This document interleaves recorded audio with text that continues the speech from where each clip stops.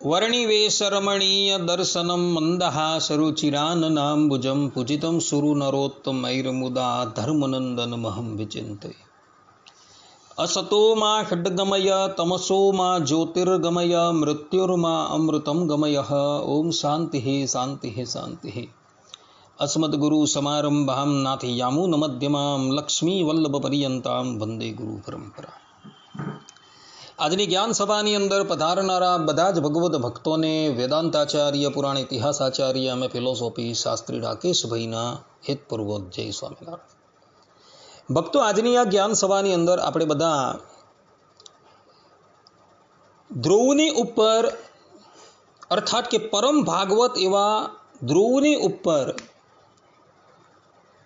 કૃપા કરવાને અર્થે પ્રગટ થયેલા હરિ અવતારનું ચરિત્ર જે છે એ શ્રવણ કરશું। ભક્તો, હરિ અવતાર બે વખત થયો છે। સર્વપ્રથમ ધ્રુવની ઉપર કૃપા કરવાને અર્થે અને બીજી વખત ગજેન્દ્રની ઉપર કૃપા કરવાને અર્થે હરિ અવતાર થયો છે। અને શ્રીમદ ભાગવતની અંદર ચતુર્થ સ્કંદની અંદર તથા અષ્ટમ સ્કંદની અંદર એ બંને હરિ અવતારનું વર્ણન છે। તો સર્વપ્રથમ આપણે બધા ધ્રુવની ઉપર કૃપા કરવાને અર્થે પ્રગટ થનારા હરિ અવતારના ચરિત્રને શ્રવણ કરશું। તો બધા જ શ્રોતાગણો આ પ્રવચન એકાગ્ર મને કરીને શ્રવણ કરે। ધ્રુવની ઉપર શ્રીમદ નારાયણ ભગવાને કૃપા કેમ વરસાવેલી એ જાણવાને અર્થે સર્વપ્રથમ આપણે બધા ધ્રુવના ચરિત્રને શ્રવણ કરીએ। અને એમાં પણ ધ્રુવજી પૂર્વજન્મની અંદર કોણ હતા અને 6 મહિનાની અંદર એને ભગવત પ્રાપ્તિ કેવી રીતના થઈ, તો ધ્રુવજીના પૂર્વજન્મના ચરિત્રને શ્રવણ કરવું અત્યંત જરૂરી હોવાથી આપણે સર્વપ્રથમ ધ્રુવજીનું પૂર્વજન્મનું ચરિત્ર શ્રવણ કરીએ।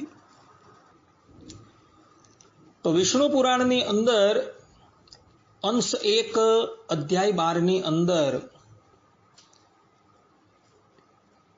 મહર્ષિ પરાશરજીએ ધ્રુવજીના પૂર્વજન્મનો ઉલ્લેખ કરેલો છે।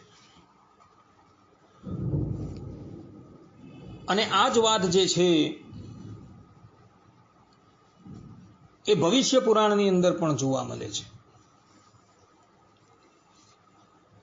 ધ્રુવજી પૂર્વજન્મની અંદર એક બ્રાહ્મણ હતા, અર્થાત કે એમનો જન્મ જે છે એ બ્રાહ્મણની યોનિની અંદર થયો હતો। અને નાનપણથી જ એવો ભગવત પરાયણ હતા। એમનું તન મન અને ધન બધું જ એમણે ભગવાનને સમર્પિત કરી દીધેલું હતું। ભગવાનની અંદર જ બુદ્ધિ સ્થાપી એ એકાગ્ર મને કરીને ભગવાનનું સ્મરણ કરતા હતા અને સેવા કરતા થકા, સ્મરણ કરતા થકા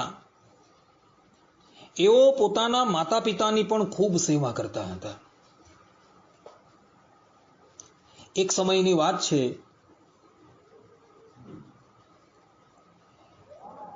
આ ધ્રુવજીને એક રાજાના પુત્ર એવા રાજકુમારનો સંગ થઈ ગયો। અને તે વખતે આ રાજકુમારનો વૈભવ જોઈ ધ્રુવજી જે છે એ આશ્ચર્યચકિત થઈ ગયા હતા।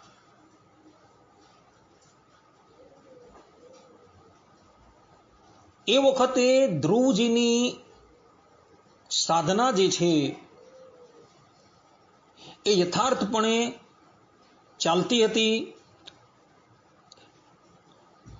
અને ભગવાનની પ્રાપ્તિને અર્થે એણે 6 જ મહિનાની વાર હતી અને એવા સમયની અંદર આ રાજકુમારનો સંગ એને થઈ ગયો હતો અને એનું ઐશ્વર્ય જોઈને ધ્રુવજી જે છે એ મનોમન કામના કરે છે કે આવું ઐશ્વર્ય મારી પાસે હોય તો કેવું સારું, અને એવી વાસનાથી યુક્ત થઈને ધ્રુવજીનો દેહ જે છે એ પડી જાય છે અને બીજા જન્મે એ સ્વયંભૂ મન્વંતરની અંદર ઉત્તાનપાદની પત્ની સુનીતિ થકી પ્રગટ થાય છે. આ સુનીતિ છે ને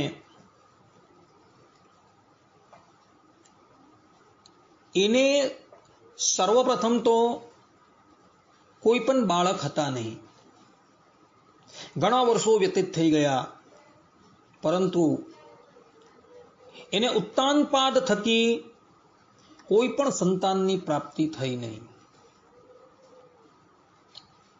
એટલે સુનીતિએ ઉત્તાનપાદની ઈચ્છા ન હોવા છતાં એના લગ્ન જે છે, અર્થાત કે બીજા લગ્ન પોતાની નાની બહેન સુરુચિની સાથે કરાવી દીધા.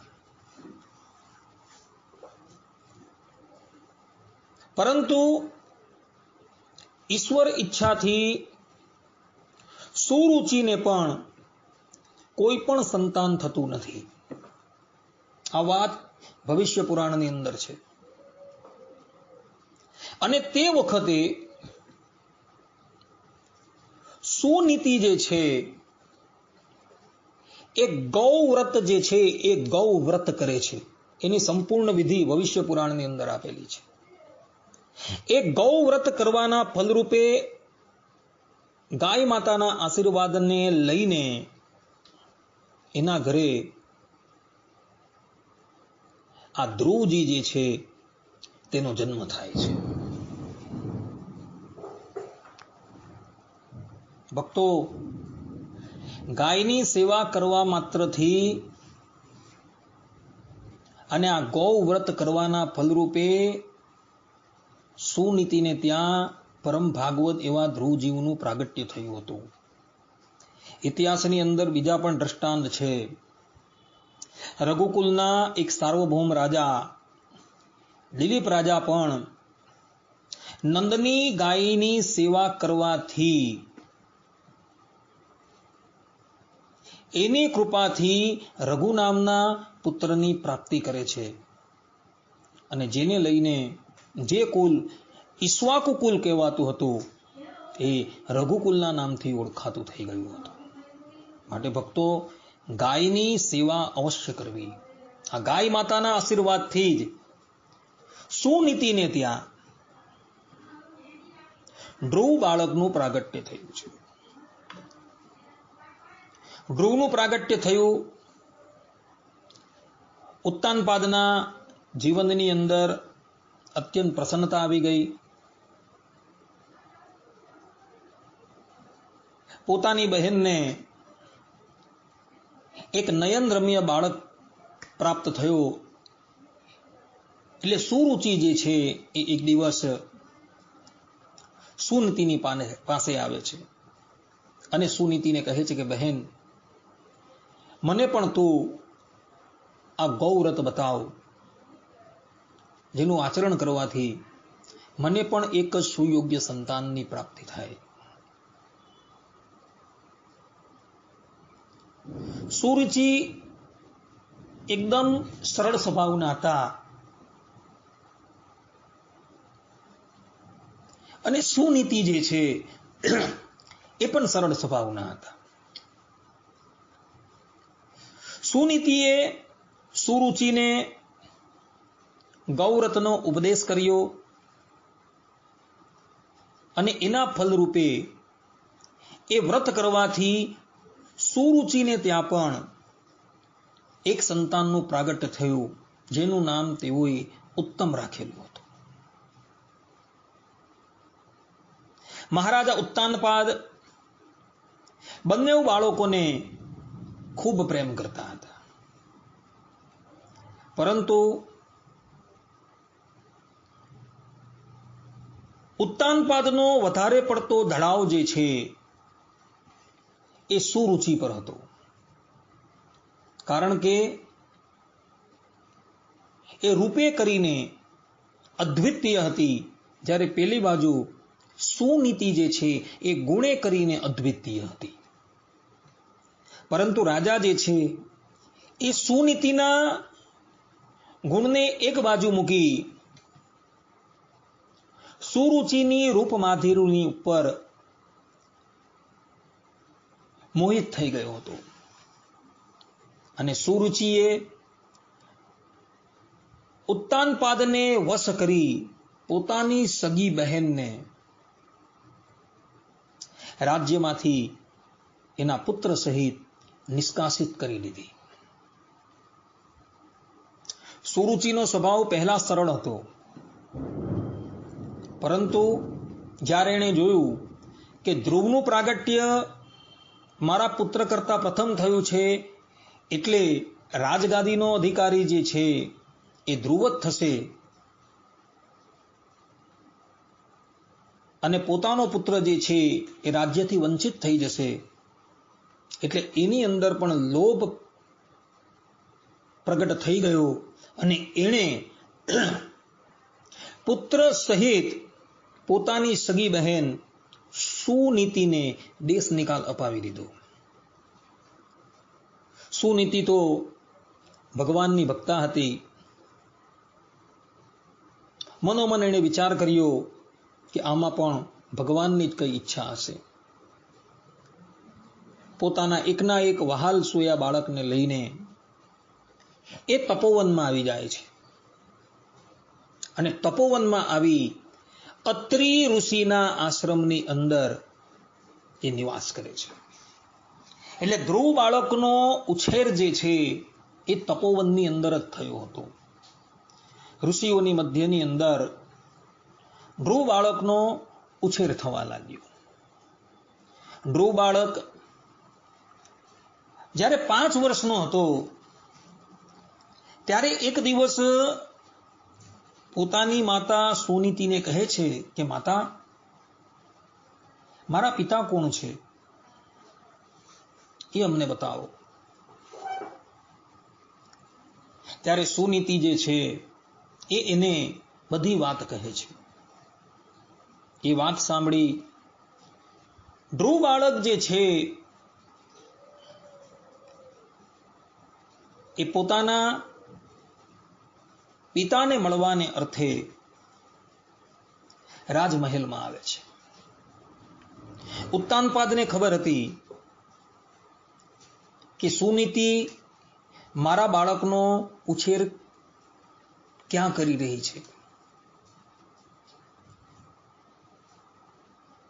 ધ્રુવ બાળક જ્યારે મહેલની અંદર પધાર્યા ત્યારે ઉત્તાનપાદ રાજા સોનાના સિંહાસનની ઉપર બિરાજમાન હતા, અને એની ગોદની અંદર સુરુચિનો પુત્ર ઉત્તમ બેઠેલો હતો. ધ્રુવ બાળક દોડતા દોડતા પિતાજી પાસે આવ્યા, એટલે પિતાજીએ એને પણ ઉચકી લીધા અને પોતાની ગોદમાં પધરાવી દીધા, અને બંને બાળકોને ઉત્તાનપાદ રાજા દુલાર કરવા લાગ્યા. પરંતુ સુરુચિથી ધ્રુવનો આ વ્યવહાર જે છે એ અસહ્ય થઈ ગયો, અને એ ઊભી થાય છે અને ધ્રુવ બાળકનો હાથ પકડી એને દૂર ફેંકી દે છે, અને કહે છે કે દીકરા, તું રાજ સિંહાસન પર બેસવાનો અધિકારી નથી. તું રાજાનો પુત્ર છે, તેથી શું થઈ ગયું? તને અમે તો અમારા ગર્ભ થકી જન્મ આપેલો નથી. તું હજુ નાદાન છે, તને ખબર નથી કે તે બીજી કોઈ સ્ત્રીના ગર્ભ થકી જન્મ લીધેલો છે અને તું આવા દુર્લભ અર્થની ઈચ્છા રાખી રહ્યો છે. ખરેખર તું રાજ સિંહાસન પર બેસવા ઈચ્છતો હોય તો તપસ્યા કર અને પરમ પુરુષ નારાયણની આરાધના કર અને એને કહે કે હવે પછી મારો જન્મ જે છે એ સુરુચિ થકી થાય, ત્યાર પછી જ તું આ રાજાની ગોદની અંદર અને સિંહાસનની ઉપર બેસવાનો અધિકારી થશે. ધ્રુવજી તો પોતાની સાવકી માતા, પોતાની માસીની આ પ્રમાણેની ચેષ્ટા જોઈને અત્યંત સ્તબ્ધ થઈ ગયા. એ વખતે ધ્રુવજીની સાથે તપોવનથી બીજા ઋષિઓના બાળકો પણ એની સાથે આવેલા હતા. ધ્રુવજી રડતા રડતા બાળકોની સાથે તપોવનમાં આવે છે અને તપોવનમાં આવી ચોધાર આંસુએ માતાની છાતીએ લીપટાઈ જઈ અત્યંત રુદન કરે છે. ધ્રુવજી એ વાત સહન ન કરી શક્યા કે મારા પિતાજી ઉત્તાનપાત બેઠેલા છે અને મારી સાવકી માં જે છે એ મને ગમે તેમ શબ્દોથી તાડિત કરી રહ્યા છે. એણે પિતાની સન્મુખ જોયું, પરંતુ પિતાજી જે હતા એ લાચાર હતા, કારણ કે એઓ સુરુચિને પૂર્ણ રૂપે વશ હતા અને વશ હોવાથી એઓ કંઈ બોલી શકતા નથી. અને ધ્રુવજી જે છે પોતાના મિત્રોને લઈને ત્યાંથી ચાલ્યા જાય છે. તપોવનમાં આવી ધ્રુવજી માતાજીની છાતીએ લપટાઈ ખૂબ રડે છે. માતા એને કહે છે કે બેટા શું થયું, પરંતુ ધ્રુવજી કંઈ બોલતા નથી. સુનીતિ ધ્રુવજીની સાથે ગયેલા ઋષિકુમારોને પૂછે છે કે બાળકો, ધ્રુવને એવું કયું દુઃખ થયું હતું કે જે આટલું રુદન કરે છે? ઋષિઓના બાળકોએ જે પણ કંઈક ઘટના બનેલી હતી એ બધી જ ઘટના સુનીતિને કહી સંભળાવી.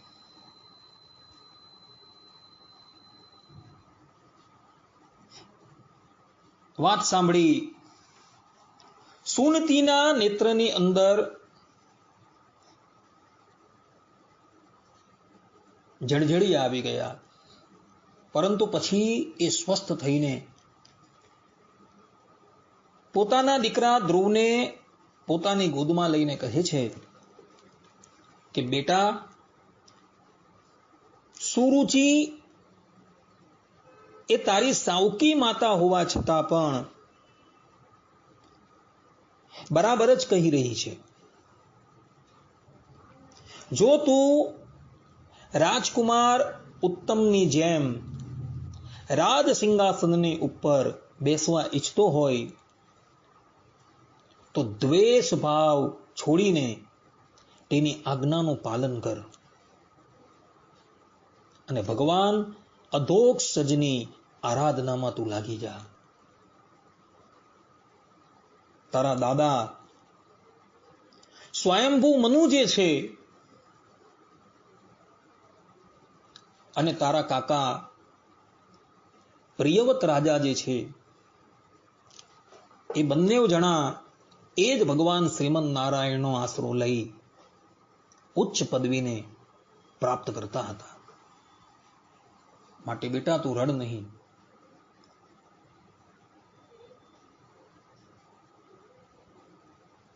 વનમાં જઈ એ ભગવાન શ્રીમન નારાયણની આરાધના કર. મારા આશીર્વાદ છે કે તું એ ભગવાનના આરાધનની અંદર સફળ થઈ જશે. આ પ્રમાણે સુનીતિએ ધ્રુવજીને બોધ આપ્યો અને એને લઈ એ 5 વર્ષના બાળક જે છે એ ભગવાનને પ્રસન્ન કરવાને અર્થે વનમાં જવા માટે તૈયાર થઈ ગયા. કહેવાય છે ને કે જ્યારે મનુષ્ય ભગવાનની પ્રાપ્તિને અર્થે ભગવાન તરફ એક ડગ મૂકે ત્યારે ભગવાન જે છે એ 100 ડગલા એની સમીપ આવે છે. ભગવાન શ્રીમન નારાયણે જોયું કે મારો ભક્ત ધ્રુવ જે છે એ મારી પ્રાપ્તિને અર્થે વનમાં આવી રહ્યો છે, એટલે એમણે નારદજીને પ્રેરણા કરી. એટલે નારદજી જે છે એ ધ્રુવની પાસે આવ્યા. ધ્રુવ પોતાના નગરનો ત્યાગ કરી નગરની બહાર આવે છે. ત્યાં જ દેવર્ષિ નારદ જે છે એ એમને સામે મળે છે. એકદમ ઉતાવળા વનની અંદર જોતા નાના બાળકને જોઈને દેવર્ષિ નારદ કહે છે કે બેટા તું ક્યાં જાય છે? ત્યારે ધ્રુવ કહે છે કે હે ઋષિ, હું વનની અંદર જાઉં છું. મારે ભગવાનની આરાધના કરવી છે અને મારે ભગવાનની ગોદની અંદર બેસવું છે. 5 વર્ષના બાળકની વાત સાંભળી નારદજી આશ્ચર્યચકિત થઈ ગયા અને એમની કસોટી કરતા થકા એમના પ્રત્યે બોલ્યા કે બેટા, હજુ તો તું બાળક છે, ખેલકૂદની અંદર મસ્ત રહે છે અને હજુ તને એ વાતનું પણ ભાન નથી કે સન્માન કોને કહેવાય અને અપમાન કોને કહેવાય.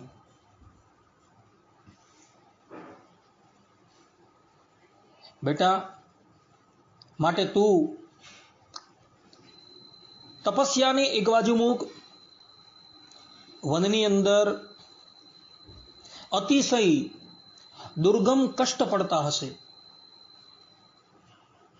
માટે તું તપસ્યા કરવાનું છોડી દે અને પુનઃ તારા ઘરની અંદર જા. યોગીજનો અનેક જન્મો પર્યંત અનાસક્ત રહી સમાધિ યોગ વડે મોટી મોટી કઠોર સાધનાઓ કરે છે, છતાં પણ એ પરબ્રહ્મ પરમાત્માની ઝાંખી થતી નથી. માટે તું પણ તારી આ વ્યર્થ હત છે એને છોડી દે અને ઘરે જતો રહે. નારદજી આ પ્રમાણે કહે છે, પરંતુ ધ્રુવ બાળક જે છે એ પોતાના નિર્ણયની ઉપર અટલ રહે છે. નારદજી વસ્તુતાએ ધ્રુવની ધીરજ ડગાવવા માટે આવેલા ન હતા, પરંતુ એઓ ધ્રુવની કસોટી કરવા માટે આવેલા હતા. અને એ કસોટીની અંદર ધ્રુવજી ઉત્તીર્ણ થયા છે. એટલે દેવર્ષિ નારદે ધ્રુવજીને ભગવાન શ્રીમન નારાયણના ધ્યાનની રીત શીખવી અને એને ગુરુ મંત્ર આપી દીધો. ઓમ નમો ભગવતે વાસુદેવાય. ભક્તો,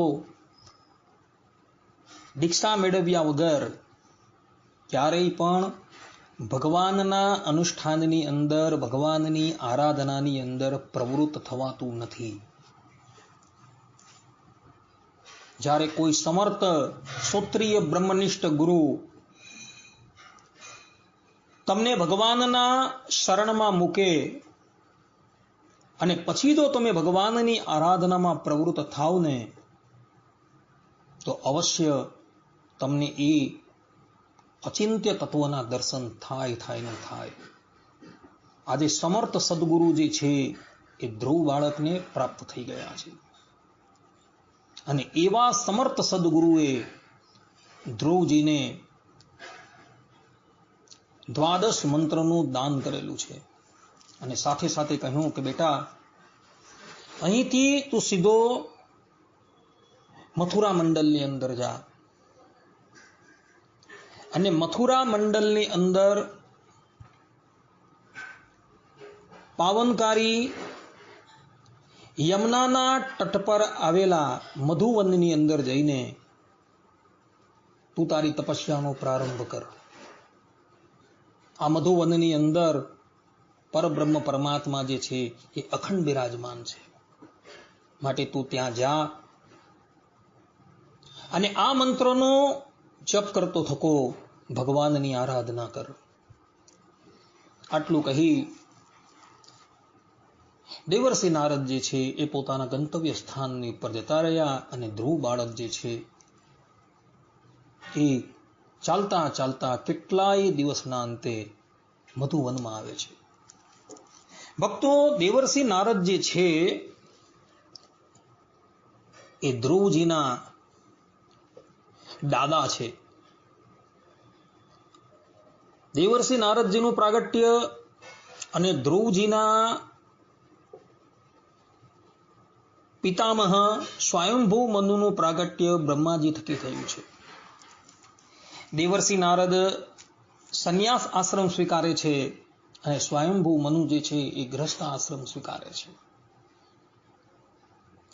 એટલે આ નાતે દેવર્ષિ નારદ જે છે એ ધ્રુવના દાદા છે.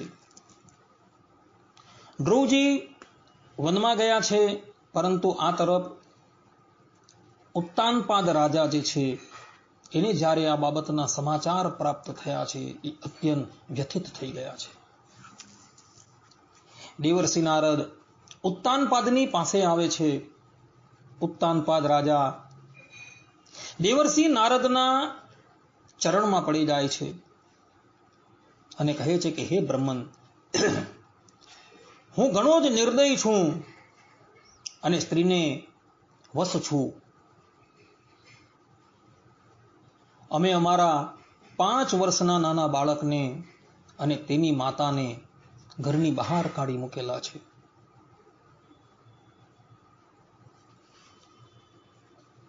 અને વધારાની અંદર એ બાળક જ્યારે મારી ગોદની અંદર બેસવા માટે આવ્યો ત્યારે મારી રાણી સુરુચિએ એને ધક્કો મારીને કાઢી મૂક્યો. ન જાણે એ બાળક જે છે એ અત્યારે ક્યાં ગયો હશે. મને સમાચાર પ્રાપ્ત થયા છે કે ગરબારનો ત્યાગ કરી વનમાં ગયો છે અને ત્યાં કઠિન તપસ્યાની અંદર પોતાનું મન લગાવી રહ્યો છે. દેવર્ષિ નારદ કહે છે, હે રાજન, તમે તમારા બાળકની ચિંતા ન કરો. તેના રક્ષક સાક્ષાત પરબ્રહ્મ પરમાત્મા છે. તમે તેના પ્રભાવને જાણતા નથી. તેનો યશ જે છે એ સમસ્ત જગતની અંદર ફેલાઈ જશે. ભૂત, ભવિષ્ય અને વર્તમાનની અંદર પ્રગટ થતા બધા જ મનુષ્ય એનું નામ લઈને પોતાને ધન્ય ભાગી સમજશે. માટે હવે તમે શોક ન કરો. આ પ્રમાણે ઉત્તનપાદ રાજાને ધીરજ આપી દેવર્ષિ નારદ ત્યાંથી જતા રહે છે. અને તે પછી ઉત્તાનપાદ રાજા જે છે એ સુરુચિનો ત્યાગ કરી સુનીતિની પાસે આવે છે. મહાત્માઓ કહે છે કે તે પછી ઉત્તાનપાદ રાજા જે છે એ સુરુચિની પાસે ક્યારેય ગયા જ ન હતા. એ સુનીતિની પાસે જ રહેતા હતા અને દિવસ રાત બંને પતિ પત્નીઓ પોતાના બાળકની ચિંતા કર્યા કરતા હતા. પેલી બાજુ ધ્રુવ જે છે એ મધુવનની અંદર આવે છે. મધુવનમાં આવી યમુનાજીમાં એ સ્નાન કરે છે. એ દિવસે ધ્રુવ બાળક ઉપવાસ કરે છે અને ત્યારબાદ બીજે દિવસે પરમ પુરુષ શ્રીમદ નારાયણની આરાધનાની અંદર પોતાના મનને જોડી દે છે. શ્રીમદ ભાગવતના ચતુર્થ સ્કંદના અષ્ટમ અધ્યાયની અંદર ભગવાન વેદવ્યાસજી કહે છે કે ધ્રુવ બાળકે 3 રાત્રિના અંતરે શરીર નિર્વાહ માટે કેવલ કોઠું અને બોરના ફળ ખાઈને શ્રીહરિની ઉપાસના કરી અને આમ કરતા એણે 1 મહિનો વ્યતીત કર્યો. બીજા મહિનાની અંદર 6 દિવસ પછી સૂકું ઘાસ અને પાંદડા ખાઈને એણે ભગવાનનું ભજન કર્યું. ત્રીજા મહિનામાં 9 દિવસ પછી કેવલ જલપાન કરીને સમાધિ યોગ વડે શ્રીહરિની આરાધના કરતા થકા એણે એ મહિનો પૂર્ણ કર્યો. ચતુર્થ મહિનામાં તેણે શ્વાસને જીતીને 12 દિવસો પછી કેવલ વાયુ પાન કરીને ધ્યાન યોગ વડે ભગવાનની આરાધના કરી. 5મા મહિનાના પ્રારંભમાં રાજકુમાર ધ્રુવે શ્વાસને જીતીને પરબ્રહ્મ પરમાત્માનું ચિંતન કરતા રહીને એક પગ ઉપર થાંભલાની જેમ નિશ્ચલ ભાવે ઊભા રહી ભગવાન શ્રીમદ નારાયણની આરાધના કરી. તે સમયે ધ્રુવે શબ્દ વગેરે વિષયોને અને ઇન્દ્રિયના નિયામક પોતાના મનને ચારે બાજુથી વાળી લીધું અને હૃદય સ્થિત શ્રી હરિના સ્વરૂપનું ચિંતન કરતા કરતા રહીને ચિત્તને બીજે ક્યાંય જવા ન દીધું. ધ્રુવ બાળકનો પ્રભાવ એવો હતો કે એ 1 પગની ઉપર ઊભો રહીને જ્યારે તપસ્યા કરતો હતો ત્યારે સમસ્ત પૃથ્વી જે છે એ એક બાજુ નમી જતી હતી. જ્યારે ધ્રુવ પગ બદલે અને બીજો પગ ઊભો રાખી એના પર તપસ્યા કરવાનો પ્રારંભ કરે ત્યારે બીજી બાજુની પૃથ્વી જે છે એ નમી જતી હતી. ધ્રુવની આ તપસ્યાથી દેવરાજ ઇન્દ્ર તથા ત્રિભુવનની અંદર રહેતા બધા જ દેવતાઓ જે છે એ ઉદ્વિગ્ન થઈ ગયા છે. તે સમયે દેવરાજ ઇન્દ્રએ કામદેવને અને અપ્સરાઓને ધ્રુવની પાસે મોકલી છે. કામદેવે એની તપસ્યાની અંદર વિઘ્ન કરવાનો પ્રયાસ કરેલો છે, પરંતુ 5 વર્ષનો બાળક જે છે એને કામ ક્યાંથી હોય. અંતે હારી થાકી કામદેવ જે છે એ પોતાના ગંતવ્ય સ્થાનની ઉપર જતા રહે છે. ત્યારબાદ દેવરાજ ઇન્દ્રએ એવી તો માયા ફેલવી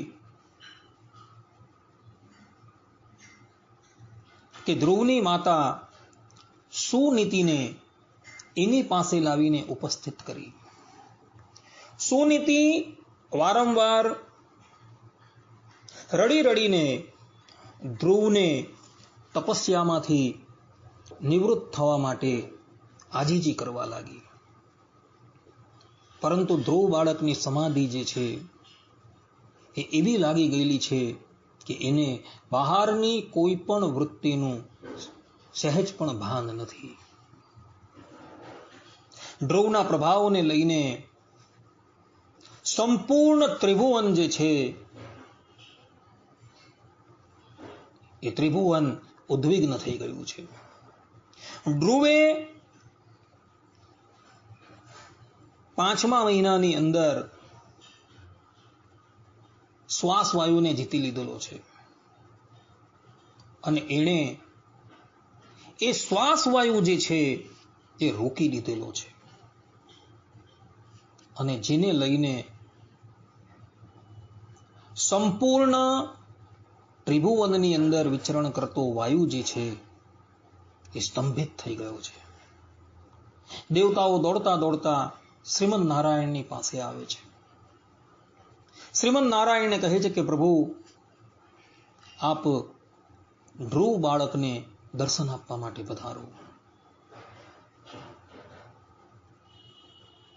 ધ્રુવજીએ પોતાની ઇન્દ્રિયોના દ્વારોને તથા પ્રાણોને પણ રોકી દીધેલા છે અને એને લઈને સમસ્ત જીવોના શ્વાસ પ્રશ્વાસ જે છે એ રોકાઈ ગયા છે. માટે પ્રભુ, આપ કૃપા કરી એની પાસે પધારો. દેવતાઓની વાત સાંભળી ભગવાન શ્રીમદ નારાયણ કહે છે કે હે દેવતાઓ, તમે ભય ન પામો. આજે હું ધ્રુવને દર્શન આપવા ન જવીશ, પરંતુ હું એ બાળકના દર્શન કરવા માટે જઈશ. ભક્તો, જ્યારે સાધકની સાધના ચરમસીમા પર જ્યારે પહોંચી જાય છે ને, ત્યારે એ પરબ્રહ્મ પરમાત્મા જે છે એ ભક્તને દર્શન આપવા માટે નથી આવતા, પરંતુ એ ભક્તના દર્શન કરવા માટે જાય છે. તુકારામના જીવનની અંદર પણ આવો પ્રસંગ બની ગયો છે. નિત્ય તુકારામજી વિઠ્ઠલનાથના દર્શન કરવા માટે જાય, પરંતુ એક દિવસ તુકારામજી વિઠ્ઠલનાથના દર્શન કરવા માટે ન જઈ શક્યા. વિઠ્ઠલનાથજી આકુળ વ્યાકુળ થઈ ગયા છે.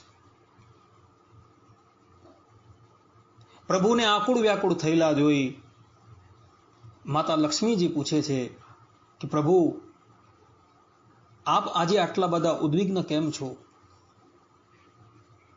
ત્યારે વિઠ્ઠલનાથ કહે છે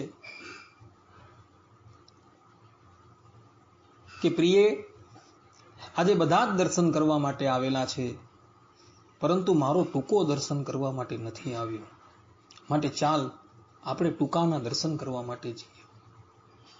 અને કહેવાય છે કે વિઠ્ઠલનાથ લક્ષ્મીજીને લઈને તુકારામના દર્શન કરવા ગયા છે. ભક્તો, આ સાધકની સ્થિતિ છે. જે પ્રમાણે સાધક જે છે એ પરમાત્મા વગર રહી નહીં શકતો, તે જ પ્રમાણે પરબ્રહ્મ પરમાત્મા જે છે એ પણ પોતાના સાધક વગર, પોતાના ભક્ત વગર રહી શકતા નથી. આજે એ પરબ્રહ્મ પરમાત્મા ગરુડ ઉપર બિરાજમાન થઈને ધ્રુવની સન્મુખ આવીને ઉપસ્થિત થયા છે. 5 વર્ષનું કોમળ શરીર છે. એક પગે ઊભા રહીને ધ્રુવજી તપસ્યા કરી રહ્યા છે. પોતાની સન્મુખ કોણ આવેલું છે એ પણ એને ખબર નથી. ભગવાન શ્રીમદ નારાયણ એક ઘડી પર્યંતો ત્યાં ઊભા રહે છે. ધ્રુવજીનું મન એ પરબ્રહ્મ પરમાત્માની નયન રમ્ય ઝાંખીની અંદર એટલું બધું લીન થઈ ગયું છે કે એને પોતાના દેહનું પણ ભાન નથી રહ્યું.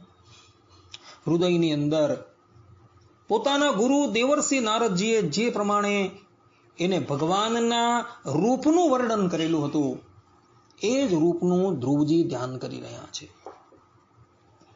ભગવાન શ્રીમદ નારાયણે જોયું કે ધ્રુવ જે છે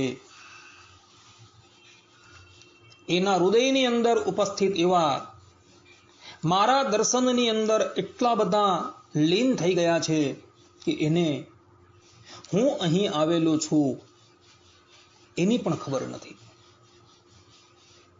ભગવાન શ્રીમદ નારાયણે ધ્રુવના હૃદયની અંદર જે પોતાનું સ્વરૂપ હતું એને અદ્રશ્ય કરી લીધું છે.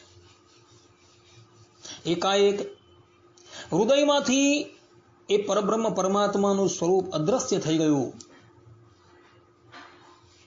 એટલે ધ્રુવ બાળક જે છે એ આકુળ વ્યાકુળ થઈ ગયા છે અને પોતાના નેત્ર ખોલે છે. અને જ્યાં નેત્ર ખોલે છે ત્યાં ધ્રુવજી જુએ છે કે જે પરમાત્માને હું મારા હૃદયની અંદર ધારણ કરતો હતો એ પરબ્રહ્મ પરમાત્મા મારી સન્મુખ ઉપસ્થિત થયા છે. ધ્રુવજી દોડતા દોડતા જાય છે અને શ્રીમદ નારાયણના ચરણમાં પડી જાય છે. ભગવાન શ્રીમદ નારાયણ એને પોતાના ચરણમાંથી ઉઠાવે છે અને પોતાની ગોદની અંદર બેસાડી દે છે. ધ્રુવજી હજુ કંઈ ભણેલા નથી, ભગવાનની સ્તુતિ કરવા ઈચ્છે છે, પરંતુ પોતાને સ્તુતિ કરતા આવડતું નથી. એટલે પરબ્રહ્મ પરમાત્મા શ્રીમદ નારાયણ જે છે એ પોતાના શંખને ધ્રુવજીના જમણા ગાલની ઉપર લગાવે છે અને જમણા ગાલની ઉપર જ્યાં શંખનો સ્પર્શ થઈ જાય છે ત્યાં જ ધ્રુવજીના અંતકરણની અંદર ચારેય વેદ અને સકલ શાસ્ત્ર જે છે એ પ્રગટ થઈ જાય છે. અને ત્યારબાદ ધ્રુવજી જે છે એ ભગવાનની સ્તુતિ કરે છે. ધ્રુવજી કહે છે, યોऽन्तઃ પ્રવેશ્ય મમ વાચમિમાં પ્રસુપ્તાં સંજીવયન્ત્યખિલ શક્તિધર સ્વધામ્ના अन्यांश हस्तचरण श्रवणत्वगादिन् प्राणान्नमो भगवते पुरुषाय तुभ्यम्. अर्थात कि हे प्रभु, आप सर्वशक्ति संपन्न છો, આપ જ મારા અંતકરણમાં પ્રવેશીને પોતાના તેજથી મારી આ સુતેલી વાણીને સજીવ કરો છો તથા હાથ, પગ, કાન તથા ત્વચા વગેરે અન્ય બીજી ઇન્દ્રિયોને તથા પ્રાણને પણ ચેતનતા આપો છો. હું આપને અંતર્યામી ભગવાનને પ્રણામ કરું છું. આ પ્રમાણે ધ્રુવ બાળકે ભગવાનની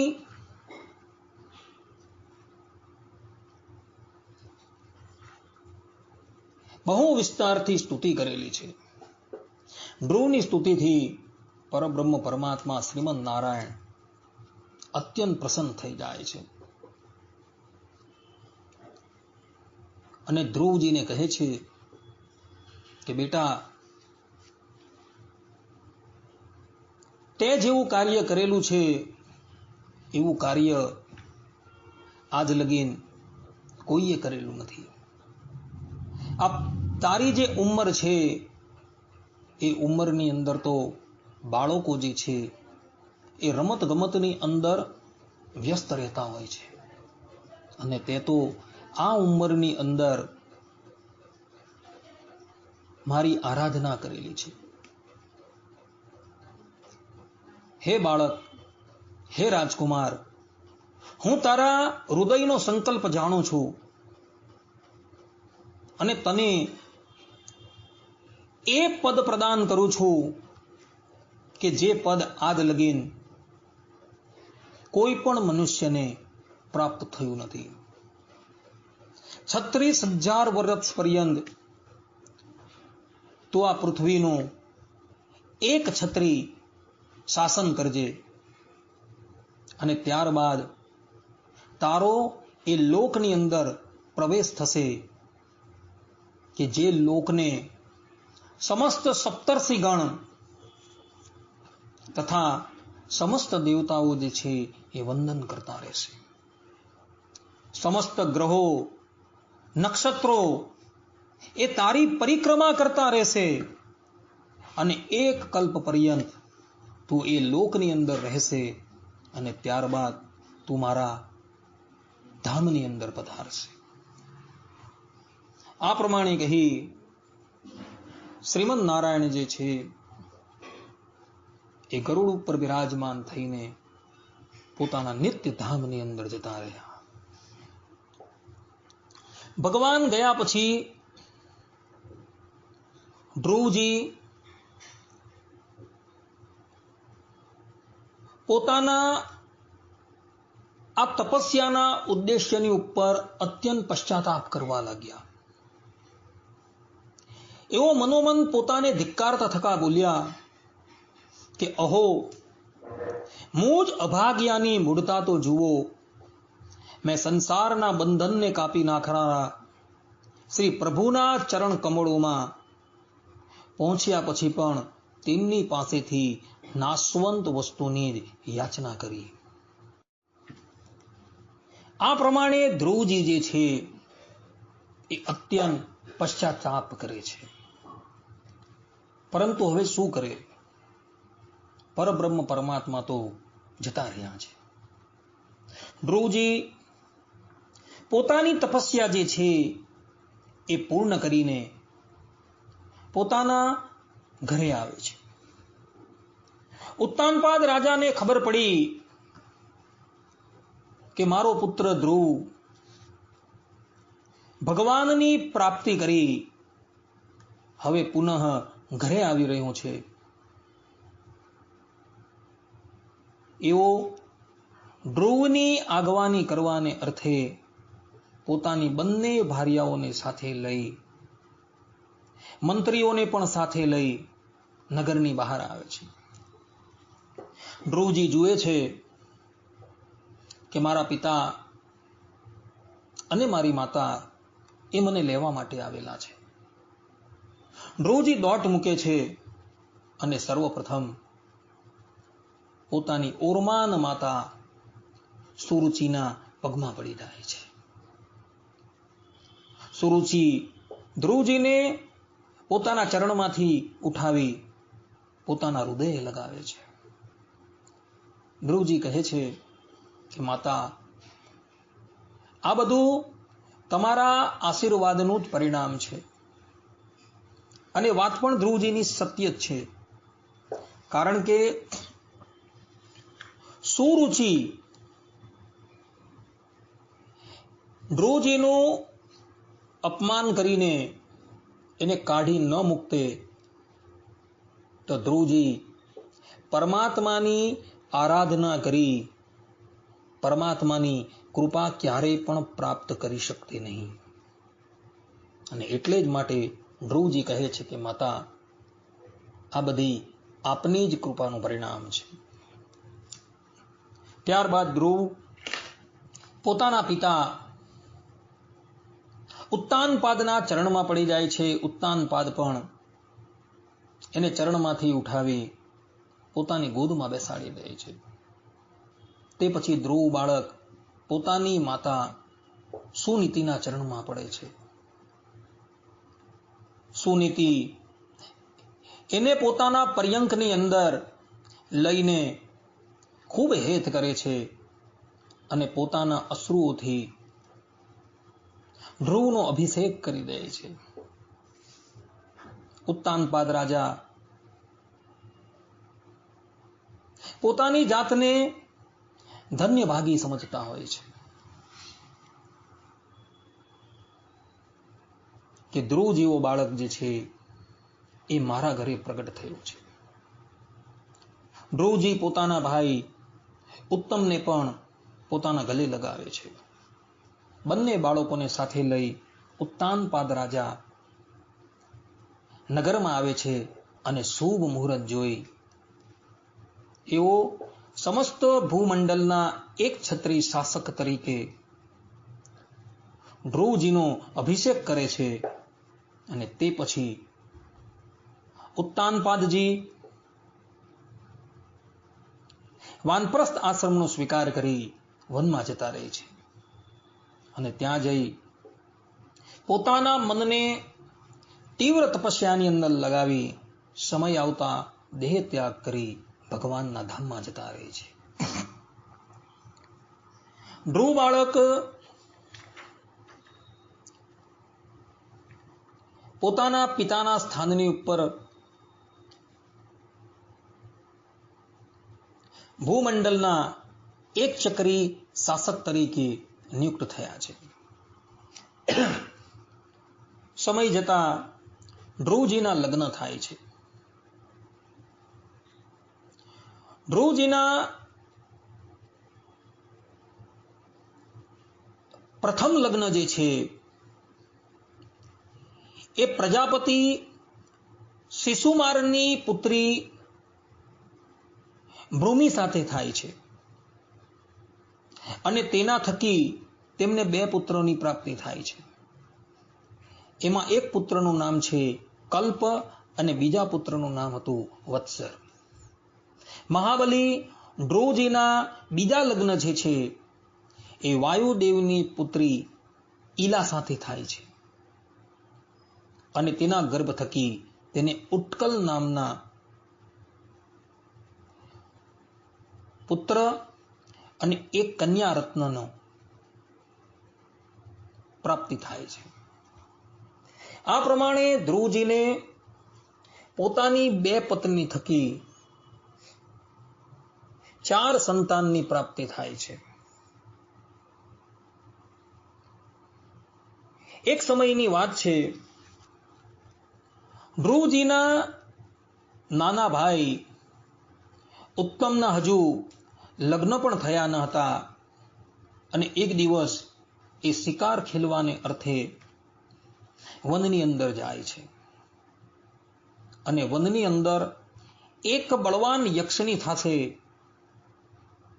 તેનું યુદ્ધ થાય છે અને એ યુદ્ધની અંદર એ યક્ષ જે છે એ ઉત્તમને મોતને ઘાટ ઉતારી દે છે. પોતાના પુત્રનું મૃત્યુ થયું એટલે સુરુચિ જે છે એ અત્યંત ઉન્મત્ત થઈ જાય છે. પાગલ જેવી અવસ્થાની અંદર એ વન તરફ દોડ મૂકે છે. એ વખતે વનની અંદર ભયંકર ભીષણ આગ લાગેલી હોય છે અને પોતાના પુત્રના મૃત્યુથી અત્યંત ઉન્મત્ત થઈ ગયેલી એ સુરુચિ જે છે એ આગની અંદર પ્રવેશ કરે છે અને ત્યાં જ એનો દેહ જે છે એ બળીને ભસ્મીભૂત થઈ જાય છે. ભક્તો, સુરુચિએ ધ્રુવ બાળકનો અપરાધ કરેલો છે અને એને લઈને એને આ પ્રમાણેની સજા પ્રાપ્ત થઈ છે. આ પ્રમાણેની વાત મહાત્માઓ કહે છે. ભગવાનના ભક્તોનો દ્રોહ થઈ ગયો અને એના પરિણામે સુરુચિની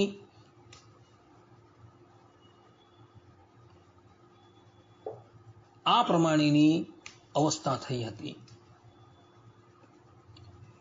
કહેવાનું તાત્પર્ય એ છે કે ભગવાનના ભક્તના અપરાધને કારણે જ સુરુચિનો પુત્ર જે છે એ ઉત્તમ મૃત્યુ પામ્યો અને એના શોકની અંદર સુરુચિ જે છે એ પણ કાળના ગળામાં જતી રહી. માટે ભક્તો, ક્યારેય પણ જાણે અજાણે ભગવાનના ભક્તનો દ્રોહ ન કરવો, આ સિદ્ધાંત વાત છે.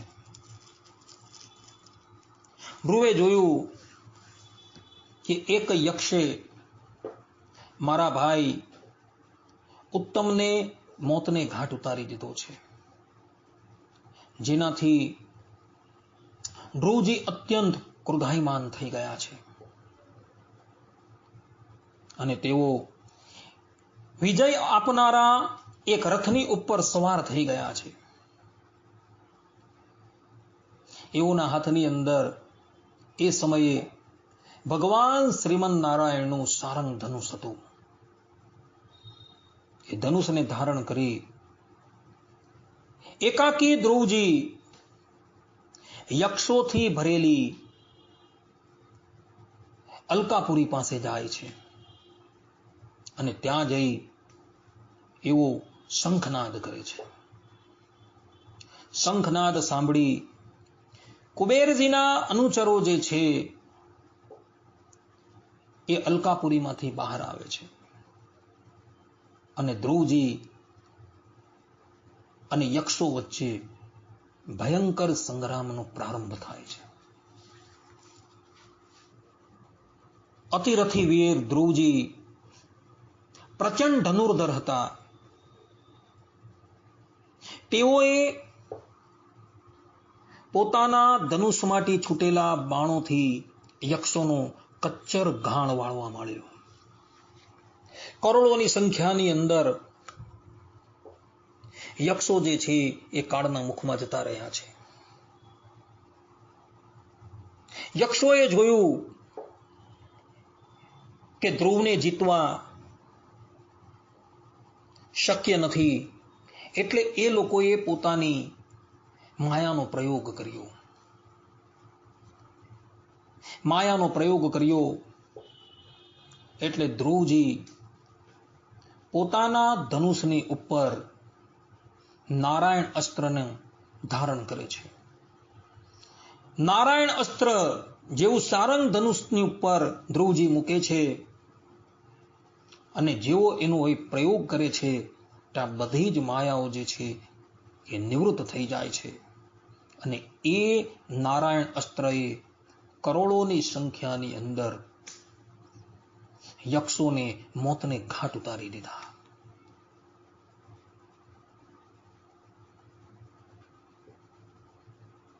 આ પ્રમાણે ધ્રુવજી દ્વારા નિર્દોષ યક્ષનો સંહાર કરતા જોઈ ધ્રુવજીના પિતામહ જે છે એ ધ્રુવજીની પાસે આવે છે.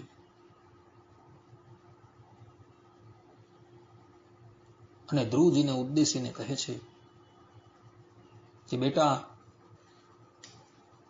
હવે તું આ યુદ્ધ બંધ કર. તે કેવલ તારા એક ભાઈના નિમિત્તથી કરોડો કરોડો યક્ષોને મોતને ઘાટ ઉતારી દીધેલા છે. તું કોણ છે એ પહેલા જુઓ.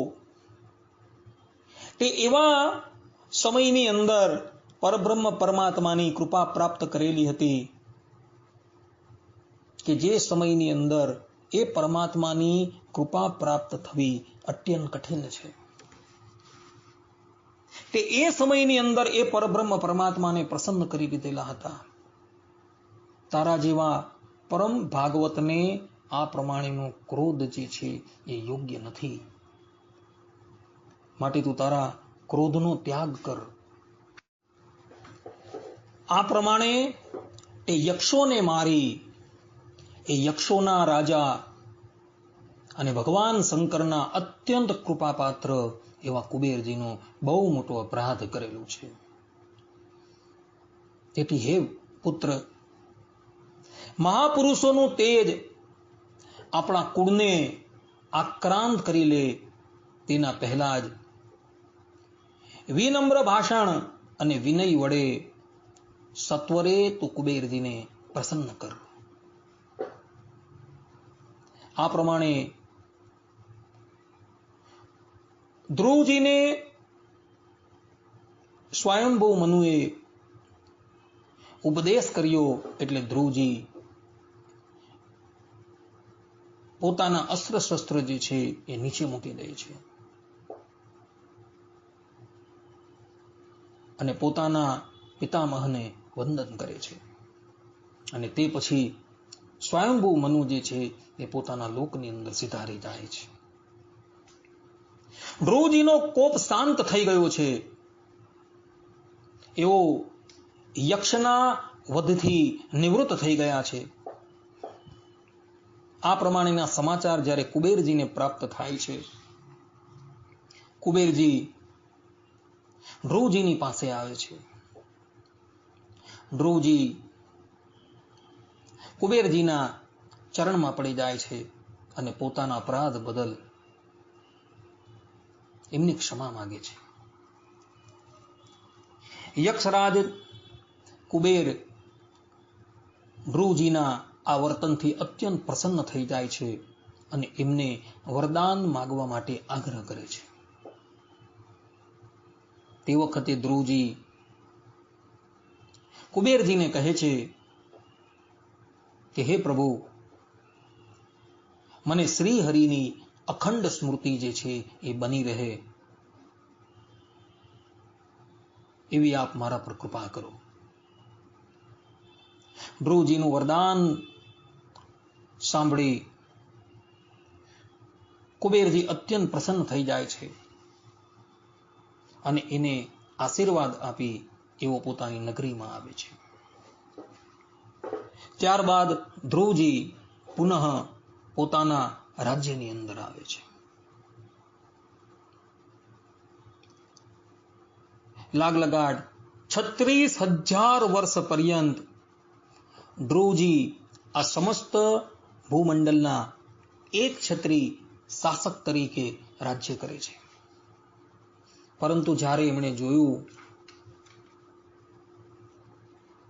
કે આ લોકનું સુખ અને પરલોકનું સુખ જે છે એ પરબ્રહ્મ પરમાત્માના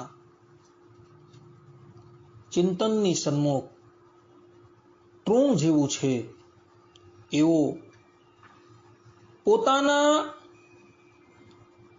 રાજ્યનો ત્યાગ કરીને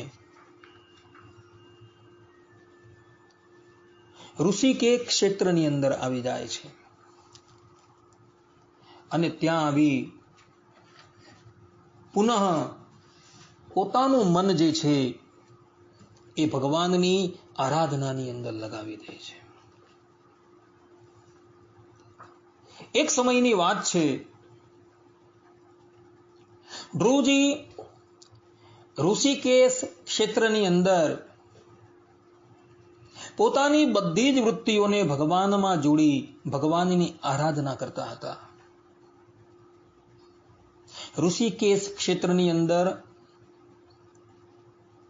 ગંગાજીનો પ્રવાહ જે છે એ અત્યંત વેગીલો હતો અને એને લઈને ધ્રુવજીનું મન જે છે એ ભગવાનની અંદર લાગતું ન હતું. એમને પોતાની તપસ્યાની અંદર, પોતાના ધ્યાનની અંદર વિક્ષેપ પડવા લાગ્યું. એટલે ધ્રુવજી વિચાર કરે છે કે અહીં ગંગાજીના પ્રવાહનો શબ્દ જે છે એ મારી તપસ્યાની અંદર મને વિઘ્ન કરે છે, માટે હવે હું આ સ્થાન છોડીને વનની અંદર જતો રહ્યો. આ પ્રમાણે ધ્રુવજી મનોમન નક્કી કરી જ્યાં એ સ્થાન છોડવા માટે તૈયાર થાય છે, ત્યાં જ ગંગાજી જે છે એ ચતુર્ભુજ રૂપ ધારણ કરીને ધ્રુવજીની પાસે આવે છે અને કહે છે કે બેટા, તું આ સ્થાન છોડીને કેમ જાય છે? ત્યારે ધ્રુવજી કહે છે કે માતા, આપનો પ્રવાહ જે છે એ ખૂબ વેગીલો છે અને અહીં ખળ ખળ ખળ એવો શબ્દ થાય છે અને એને લઈને મારું મન જે છે એ ભગવાનના ધ્યાનની અંદર સ્થિર થતું નથી, માટે હવે હું અહીંથી બીજી જગ્યાએ જાઉં છું. ધ્રુવજીની વાત સાંભળી ગંગાજી કહે છે કે બેટા, તારા જેવા પ્રેમી ભક્તો જ્યારે મારા તટની ઉપર આવે છે ત્યારે મને બહુ આનંદ આવે છે. તું મારો કિનારો છોડીને જઈશ નહીં. આજથી હું મૌન ધારણ કરીને બેસું છું. અને કહેવાય છે કે તે દિવસથી માતા ગંગાજી છે એ મૌન ધારણ કરીને ઋષિકેશની અંદર વિરાજમાન થઈ ગયા છે. કે અત્યાર પર્યંત ગંગાજી મૌન ધારણ કરીને બેઠા છે. આજે પણ તમે ઋષિકેશ જશો ને અને ધ્રુવ આશ્રમની પાસે જશો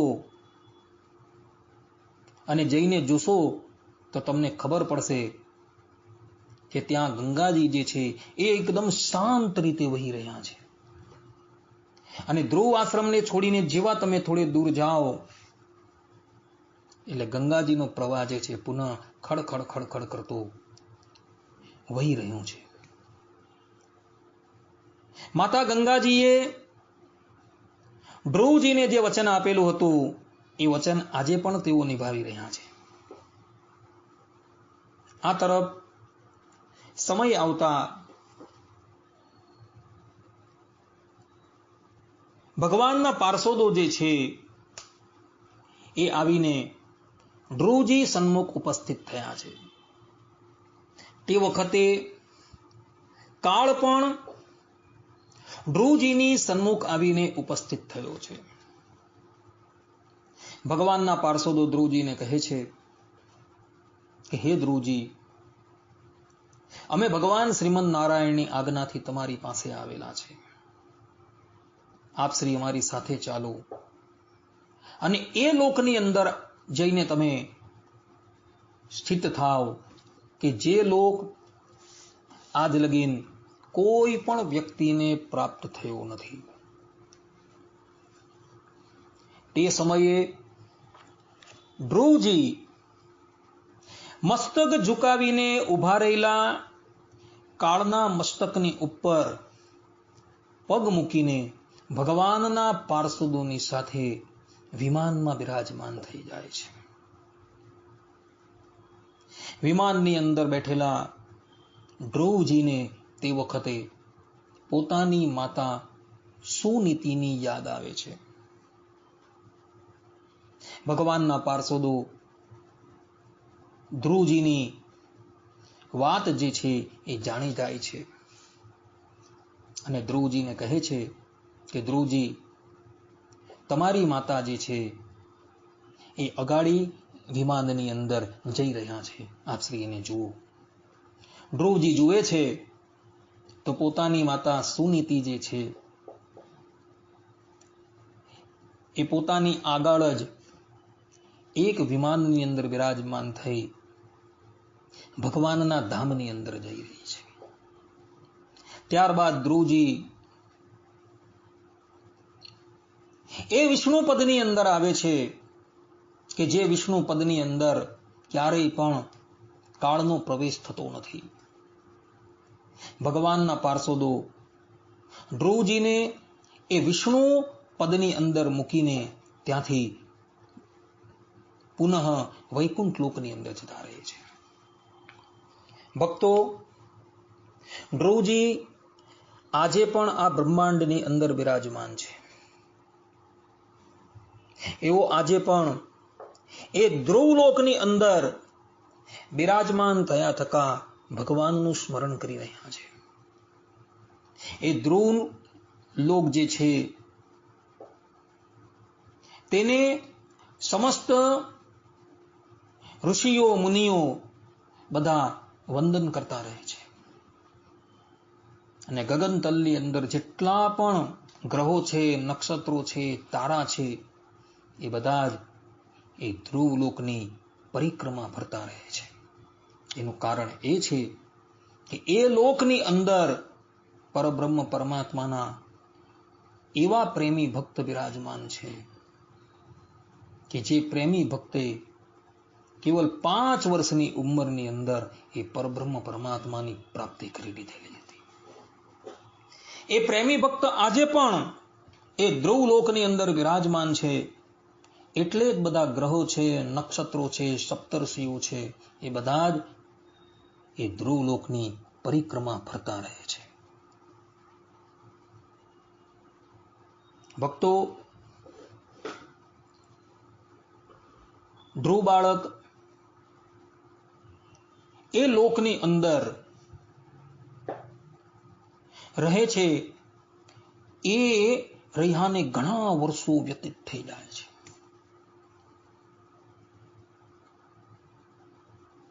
અને પછી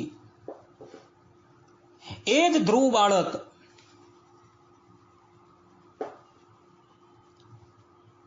સાતમા મન્વંતરની અંદર 28મી ચોકડીની અંદર આવતા કળિયુગની અંદર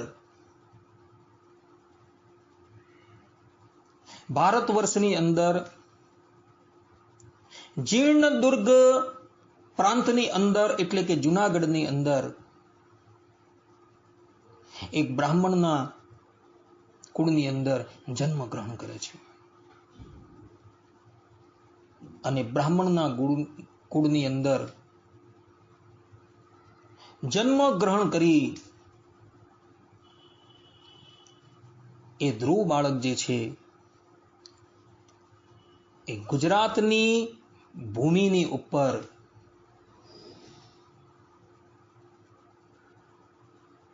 ભક્તિ દેવીને પુનઃ પ્રસ્થાપિત કરે છે કે જે ભક્તિ દેવી કળિયુગના પ્રવાહની અંદર આ ગુજરાતની ભૂમિથી લુપ્તપ્રાય થઈ ગઈ હતી. એ ધ્રુવ બાળક જે બ્રાહ્મણના ઘરે પ્રગટ થયા હતા તે વખતે એ ધ્રુવ બાળકનું નામ હતું નરસિંહ મહેતા. નરસિંહ મહેતા એ સાક્ષાત ધ્રુવનો અવતાર છે. આ વાત જે છે એ ભવિષ્ય પુરાણની અંદર પ્રતિસર્ગ પર્વ ચતુર્થ ખંડ અધ્યાય 17ની અંદર લખેલી છે. એ વખતે એ ધ્રુવ બાળક જે છે એ નરસિંહ મહેતાના રૂપની અંદર પ્રગટ થાય છે. તે સમયે એમના ગુરુ જે છે એ રામાનંદ આચાર્ય હોય છે.